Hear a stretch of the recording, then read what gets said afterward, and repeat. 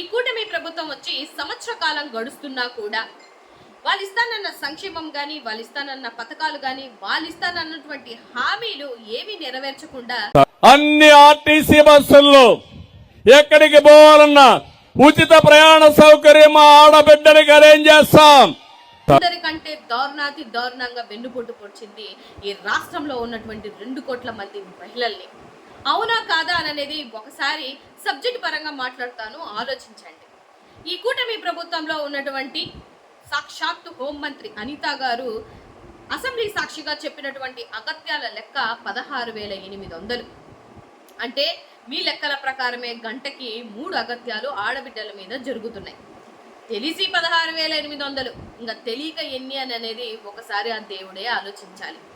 నిజంగా మీ చాతగాని తనానికి ఇవాళ 3 సంవత్సరాల ఆడబిడ్డ మీద కూడా జరిగినటువంటి అగత్యము, ఆ బిడ్డని రేప్ చేసి చంపేసినా కూడా కాపాడుకోలేనటువంటి పరిస్థితి మీ చాతగాని తనానికి నిదర్శనం.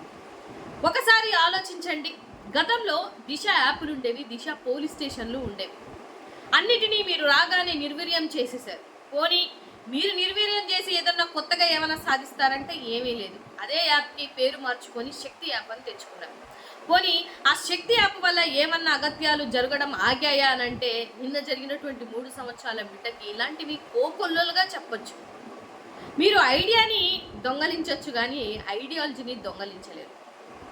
గతంలో జగన్మోహన్ రెడ్డి గారు ఆర్థిక అభివృద్ధి మహిళలకి ఎంతగానో ఉండాలి అని చెప్పేసి డైరెక్ట్గా మహిళల అకౌంట్లో అమౌంట్ పడే విధంగా చేసినటువంటి ఆయన పరిపాలనకి మీరు ఇవాళ తల్లికి వందనం అంటూ, లేకపోతే ఆడబిడ్డ నిధి అంటూ, లేకపోతే ఫ్రీ గ్యాస్ 3 అనుకుంటూ, లేకపోతే ఫ్రీ బస్ అనుకుంటూ ఇన్ని అబద్ధ హామీలు చెప్పుకుంటూ మీరు మాత్రం మహానాడులో ఇచ్చేసాం అని మీ మాటలు మీ పాటల ద్వారా ఉన్నాయి అని అంటే ఇది వెన్నుపోటు కాదా?